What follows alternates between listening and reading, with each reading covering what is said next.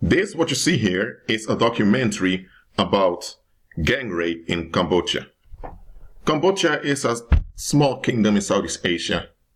Well, that's the political structure of the country, but I rather shouldn't call it, you know what, I shouldn't even call it a kingdom. That's too much honor for that place. We knew, at least it's common knowledge, that Western men, often men in the 40s and 50s, traveled to Cambodia to rape children.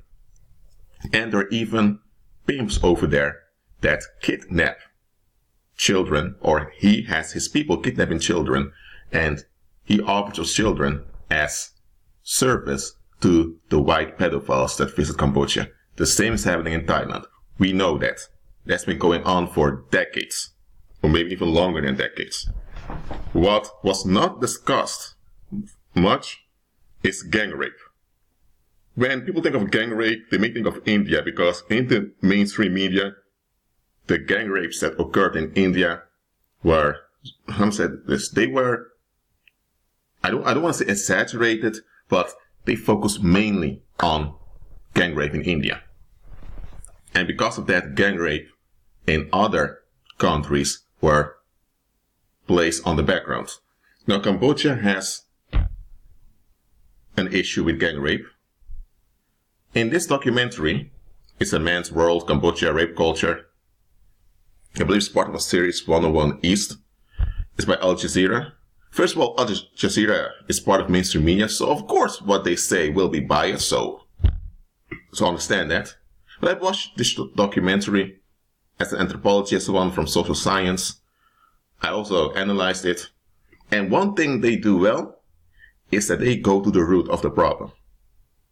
And that is something that seldom happens in the world. So I'm happy that, I believe this is an Arab mainstream media from Qatar, I believe, or I may be wrong, but I'm happy that he did this.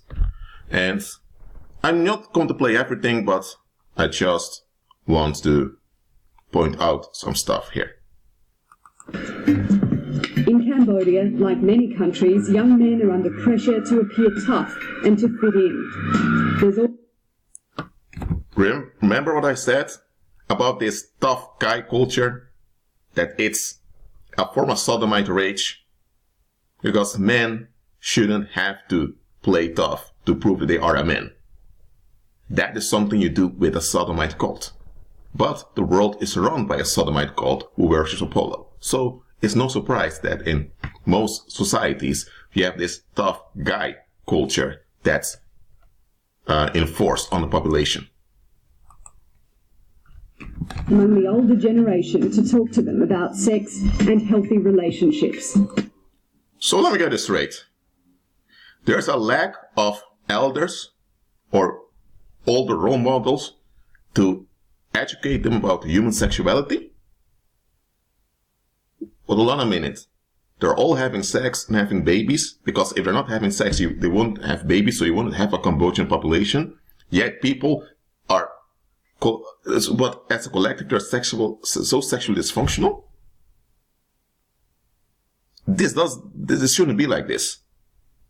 There should be stakeholders in the community that regulate the social and sexual relationships of a community. That's how the Most High intended it. But you see what happens when people profane God's design. Okay, let's continue. Social workers believe this is why more than half of men who said they raped did so for the first time as teenagers. They're actually learning about sexual relationships, often through violent pornography and their experiences of violence within the home. I want to stop here. This man points out, he's British, I think, or Australian. I noticed it though to the accent. This man points out that many boys there learn about sex through violent pornography. First of all, why is violent pornography available in a country that is not considered a first world country?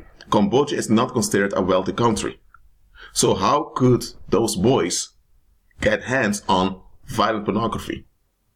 You can't, even in the Western world, you can't just find violent pornography just like that. Well, all pornography is violence, but you get what I'm saying. Hardcore pornography, things like SM and all of that, which is part of violent pornography or violent pornography when it comes down to rape scenes, all of that, you have to look a bit to find it. So who is making all that porn, that sexual porn available to the youth? They haven't gone into that in this documentary, also something to think about. So there are people benefiting from this problem. That's what I'm pointing out. And this man mentioned another thing, that many of the boys who, it's not really what he accepts, this is the context of the documentaries, many of the men who later become involved in sexual aggressive behavior, they experience violence as children. So let's continue. By the way, this is not about excusing behavior, no, it's just about understanding what's going on. Okay? So what they are learning, I think, and this is a big problem for many boys and young men, is that you can meet your needs through using violence. So in short, violence works, at least in the short term. And in the culture, this is propagated and accepted. So listen to this. A human being grows up in an environment. And it depends on the environment how the human being will turn out. Now, of course, the human being has agency. He or she can look for help when he realizes that something's wrong. But even if human beings have agency, that doesn't cancel out the impact of the environment. So if an environment brings forth a lot of people of bad quality, check the environment. Alistair Hilton counsels young boys in Phnom Penh who display sexually harmful behaviour. He says the damage is often done before they're teenagers. We've actually worked with children as young as 7, 8, 10 or 12 that have been involved with sexually harmful behaviour. Hold on a minute. Your hormonal development relating to sex begins in your teenage years. That's what it's called, your teenage years. That's why it's called puberty. So before their teenage years, they're children. They don't have complex thinking. So if a child displays a type of behavior, they are just reflecting what the environment put in there. So if you have children 7, 8 years old displaying sexual aggressive behavior while their sexual development didn't even begin, it is because this is something they see at home. This is something they've been exposed to. And they have no choice in being exposed to it. Okay? So this is violence against children. So the root of the gang rape in Cambodia comes down to violence against children. Okay? This man says it as it is.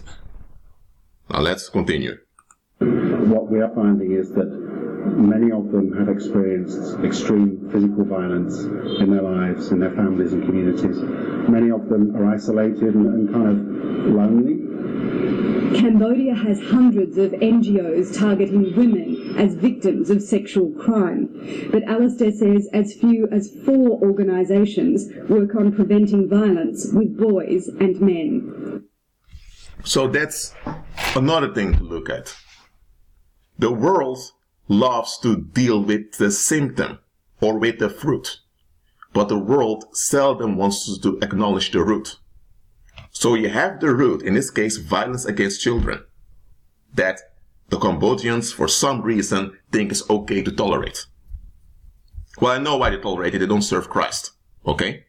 They're worshipping demon spirits, and you know demon spirits are sodomites and hate females. So there is this thing, violence against children, that should stop, that can never be justified under any circumstance, but people don't want to talk about it, because that's in the so-called private space. But now, you have an outworking of it, gang rape, which is a manifestation of the root. So now, you have so many organizations fighting the manifestation, but they don't want to talk about the root. Why are there so few organizations in Cambodia talking about the root of the problem? And by the way, in this documentary, they talk about this phenomenon in Cambodia. I forgot what it's called, but you can check the documentary yourself.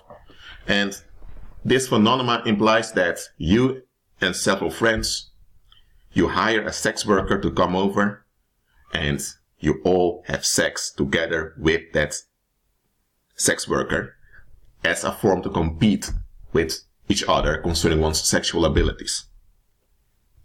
And this is how many young men bond together. Well, for those who don't have the money to hire a sex worker, it's either giving up, as many do, but there are some who are so desperate to be accepted by society that they go and look for random girls or their girlfriends to perform this ritual upon. So they would lure a girl to a place, the girl trusts them, and when the girl's at the place and the girl thinks, oh, I'm going to become intimate with my boyfriend, suddenly the other bodies appear. And they often force the young women to have sex with older men, and a lot of violence comes to it. It's a horrible thing that's happening, for sure. And I don't give any excuse to those men involved in such foul behavior, because it shouldn't happen. However, this is a fruit of something that's terribly wrong with the community. So I'm happy that this documentary points out the root of it. But they do it very briefly, and that's how it goes in the world. When they have to talk about the root of something, they do it very briefly. Because if they have to talk about the root and focus on the root, more things will be exposed that people don't want to have exposed. Remember, those documentaries are aired on mainstream media, and there are things they're not allowed to say. Okay? There are economic, political interests involved, so they can't say things too blunt. So they often quote in metaphors or in suggestions what they're aiming at. That's something to pay attention to when you watch documentaries. Now, let's continue. When you speak to men and boys, they often say, well, nobody's ever asked us about this. No one's ever asked us about those experiences. And they really need to talk, and they want to talk. 65% of men in Cambodia said they experienced physical abuse as children. 16% were sexually abused. World experts recognise that boys exposed to physical or sexual violence are at risk of perpetrating violent crimes as men. A key thing about rape is that rape is seen as a socially learned behaviour, at least with respect to the fact that gender is one of, and how we relate, between men and women, and what gender means in terms of power within a society. She talks about power. That's what it's all about. So let's look at this again. You have a society that went through a civil war. So there was a collective trauma that happened to the people. The population did not process this collective trauma. So now there's a lot of violence on children. I'm not saying there was some violence on children before the civil war, but there's now violence on children. Okay? That shouldn't happen. People don't address it. So now those seeds of bitterness grow, and now you have a toxic climate in the culture where victimization of both children as well as women as well as men are considered not manly enough is tolerated. They won't openly accept it because they know that they can't really accept something like that, but they tolerate it. They're comfortable with putting up with it. And now you have foreigners that go there to address the issue, and now to avoid embarrassment, because remember, in Asian cultures it's very important to save your face. Now they want to take actions against the fruit. Why aren't they dealing with the root? Okay? Gang rape is one of the most severe forms of violence against women, but we shouldn't forget that even according to the data from men, rape and physical violence is far more common within a marriage or partnership. So I'm not going to play too much of this. This is a couple. Let me see, where's the couple again? Hold on, guys. Oh yeah. This is a couple that was in a violent marriage. They hit each other. It was only the man hitting the woman also hit the man. But eventually, they they got therapy, and they want to change their ways on behalf of their children. So that's a good sign when adults realize they need to process things so they won't harm the next generation. And in the documentary, they also interviewed a man, 31, I believe this is him. Of course, none of them want their faces to be shown. This man, at the time this documentary was made, was 31 years old, married with 2 daughters, and he's a ringleader. I mean, at least I hope he's not a ringleader anymore, but he was a ringleader in luring young girls into traps for gang rape. And he felt no remorse at all. So this is a first-class reprobate right over here. He's married, a husband and a father, has 2 daughters. Obviously, he has a good reputation, but people have no idea who he really is. Or maybe they do, but put up with it just to retain the validation from society. And this guy is very open and at ease with what he's doing, but he doesn't want his face to be shown because there will be repercussions. So he knows that repercussions will finish him and affect his family. But he is very open about it. He doesn't feel any shame. And that's how reprobates are. So there is no negotiation with reprobates. You just have to avoid them. Now, about violence against children. There is another documentary. There are more documentaries about the following. It's about child sacrifice in Uganda. And it goes like this. In Uganda, many believe in the power of the paranormal. Okay? So the people there often go to witch doctors to console about their future and about their daily lives. And witch doctors tell them that they need to purchase potions. And those potions consist out of organs of children. So you have a whole economy. Well, actually, it's an underground economy. It's not part of the. I don't want to say it's part of the mainstream economy of the country, but you have this underground economy in kidnapping children to harvest their organs. There's one part of the documentary I want to show you. You can check the documentary yourself. Here's the title.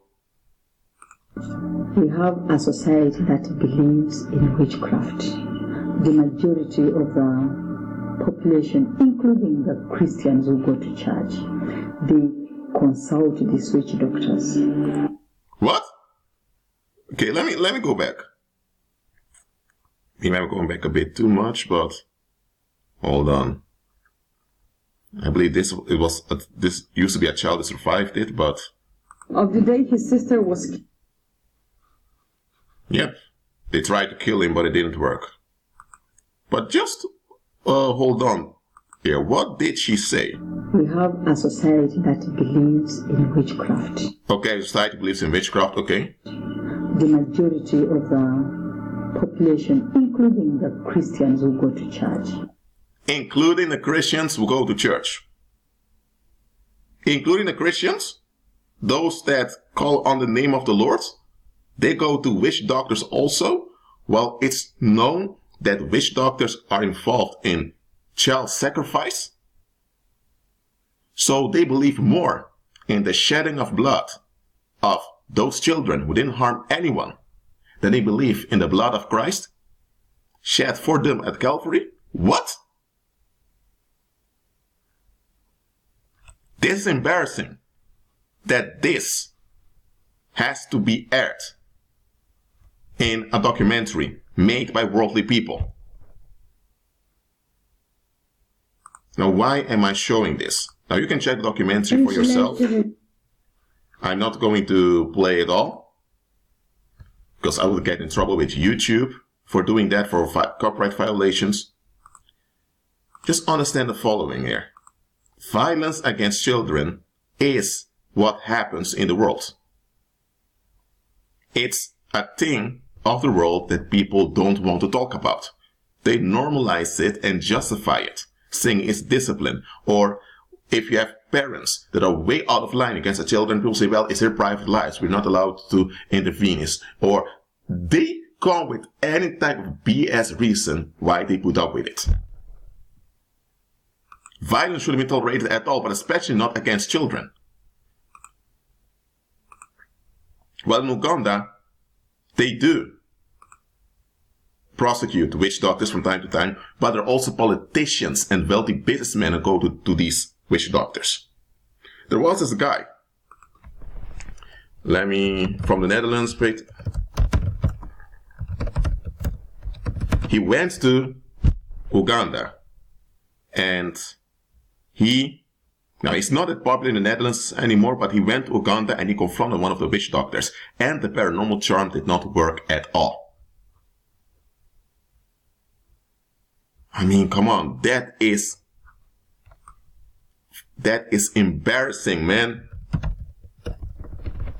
that these things are happening, and also that believers, for some reason, they put up with all of this out of love. What? What love are they talking about? Let's see if I can play this for you. Ondertekend, maar waar het niet meer waarde heeft dan.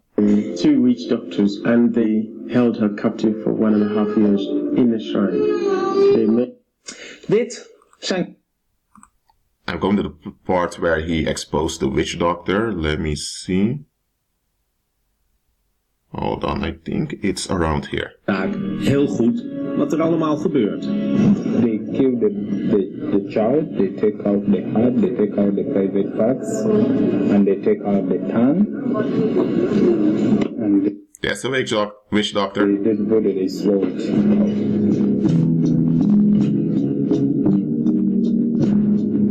De twee.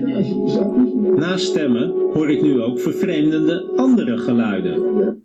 So the witch doctor is doing his weird chant things over there, and he also hears other weird sounds. So he's saying, the Swiss are saying, that when they check, they say that you've got problems in your businesses. Okay. And so he's going ahead. And that's how those witch doctors or those fortune tellers do it. The evil spirits may indeed reveal something about you to them, that's true. And then the demons will communicate to the clairvoyant or witch doctor that the demons want to help the individual. But to receive this quote-unquote help, the individual needs to get involved in darkness. In this case, in child sacrifice.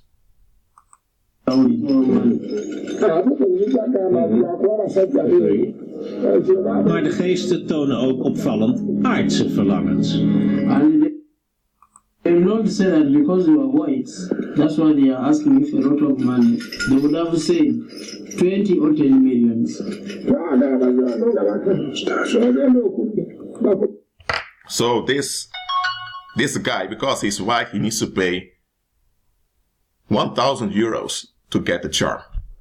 And don't be mistaken, both in the Western world as well as outside, when people go to witch doctors or to wizards or to warlock cabinets to get a charm, they pay a lot of money.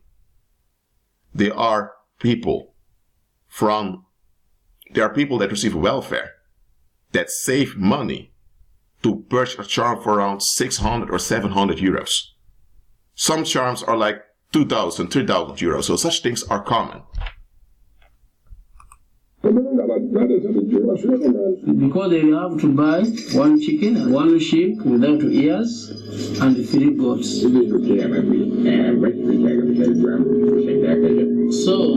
they are saying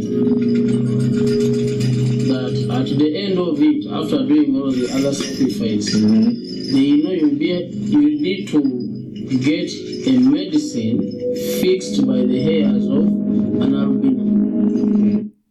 You know what an albino is. So actually they told the guy, after we done this sacrifice, the animal sacrifices, you need to purchase a medicine that contains body parts, in this case hairs, of an albino. Well, your hair is part of your body, so... Okay, let's continue. Ik besluit dat deze poppenkast wel lang genoeg heeft geduurd. The guy had enough. Hoogste tijd om eens achter dat gordijntje te kijken. Okay. En ja hoor, There was nobody here, you said? daar zit de geest. Your spirit? Gewoon van vlees en bloed. Huh? Are you a ghost? No, sir. Who are you? Huh? What is it? I'm just a patient. No, sir. You're trying to block me. No. Yeah, you do. Is this how you cheat people? How you make people afraid? Taking their money? Yeah, that is what you do. I'm just a patient. I've been there sleeping, sir. No, you're not sleeping. I'm very sorry, I was sleeping. You were not sleeping. I heard your voice. I saw your movements. I'm very sorry, sir. De toverdokter probeert ondertussen nog te redden wat er te redden valt. The witch doctor is losing his mind because he's exposed. Door een soort van spirituele toeval te veinzen. Do you all believe this nonsense? Huh? Het is een ontmaskering die voor veel kinderen te laat komt. Well, because a lot of folks believe in those witch doctors, they enable the sacrifice of children, whether they're albino children or just other children. So it's important that these things are exposed for what they are. So listen, if you know someone that claims to be a believer, they claim to follow Christ, yet they are involved with seeking counsel from the paranormal, get away from that individual as soon as possible. Okay? Do not put up with them. I'm telling you, don't put up with them. Look, violence against children and child sacrifice are parts of the world. It's part of how the world operates. So that will not change, unfortunately, until Christ returns. But that doesn't mean that we as believers have to sit back and just allow it all to happen smoothly. Our influence should hinder most of these things. That's why we should not be in agreement with them.